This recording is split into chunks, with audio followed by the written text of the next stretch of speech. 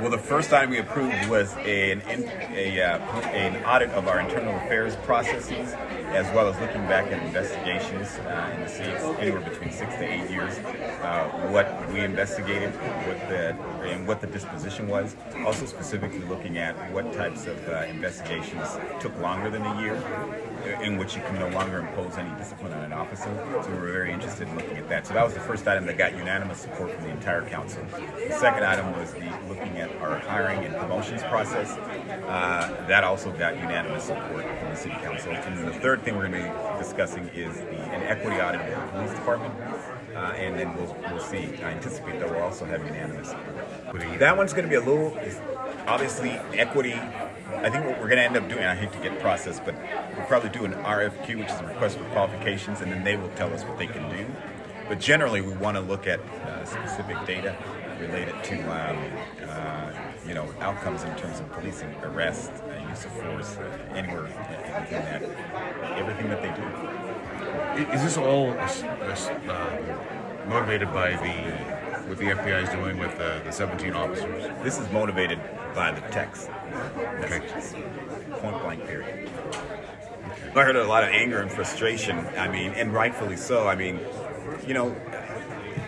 All these people pay taxes and they pay for that police department.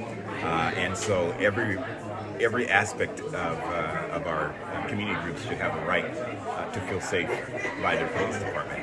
Whether you're African American, whether you're white, whether you're Latino, whether you're Asian, LGBTQ plus, even if you're an immigrant to this country, and irrespective of your status, everybody pays in a pot to fund the police department. And so everybody should feel safe, and right now people don't feel safe. They feel angry and frustrated and betrayed. And you saw from people who are huge supporters of the police department come out tonight and say, this is just absolutely wrong. Well, we want to do it in a way that informs the council that can make decisions. So if we rush through a process and get bad information, that's not helpful to anybody. So we have to do our due diligence to ensure that the process plays out in terms of hiring the right person or firm, then conducting the audit, and obviously getting cooperation from the police department to hand over information. So that's all going to be key to this. But it's a process. But it won't be as long as the FBI process. Well, we did, one of our reforms from 2 years ago was the Independent Oversight Commission. So we do have that. That's literally I have to appoint people. I've been a little distracted recently by a lot of events that have taken place, but we will have that. I will make appointments to that, and then we'll confirm them here at the council, and then we'll start that process. But I also want folks to understand that we're limited in our power as a general law city. We're not Oakland, we're not Richmond, we're not San Ramon, who have more discretion in what they can allow an independent oversight to do.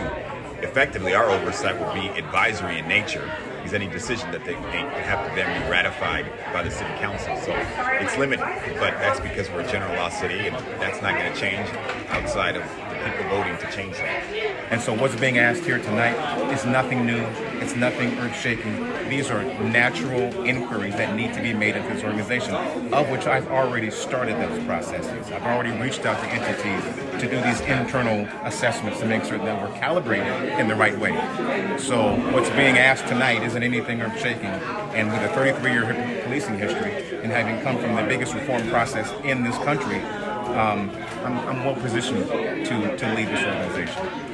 Trust is an interesting concept. All we know is what we see as human beings. And so I've come in with the best of intentions. I've treated this organization and the men and women like professionals, and I expect the same in return. And everybody should be involved. Public safety is obviously something that's at the forefront of any community. I think everybody wants a forward-thinking, healthy organization, policing organization, to do the right thing and protect and serve, within the confines of the law and the policies. That's what we're here to do. That's what we were sworn in to do when we took the oath of office. And so, what happened here this evening and what's happening here, I think is good. I think it's good for the community. I think it's therapeutic for them to have the opportunity to come out and see how they feel. And they are owed that. And this organization needs to do better, and we will do better. You can do it. Your thoughts? I've been down this road before with reform, and anytime a policing organization finds itself in this situation, what's being asked tonight is nothing new. It's nothing earth-shaking. It's something I've already inserted myself in long before these conversations started this evening. So again, I've been doing this over half my life, and I feel very confident in my ability to do what needs to be done here in Antioch. Policing is evolving, obviously. It's a very tenuous profession, but at the end of the day, we have to do this job right. We have to do it legally and lawfully. And, I think it's safe to say in this realm of 21st century policing, the external public, unlike in years past, has a high expectation of us to do the right thing, and we owe them that. We owe the public, quality policing services, and so that's what I bring to the table. I can say that. Every successful policing organization has community support.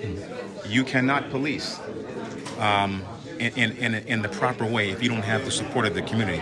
And that's something I learned in my 33 years. That's something I hit the ground running here doing back in April of 22. The first thing I did was make a pact to the organization and myself that we have to get out there and be forward-facing and engage with the people that we serve. We work for the citizens of this city. They pay our taxes. Those taxpayers pay our paychecks. And those same taxpayers put this council in office. So, it's a collective effort. I'm not here to get into any negative rhetoric, and the support that this community has shown me. I want to tell the city of Antioch, I appreciate you. I'm grateful for the support. And I have the best interest in hand in terms of leading this organization to a reputable place, respected and admired by the people that we serve.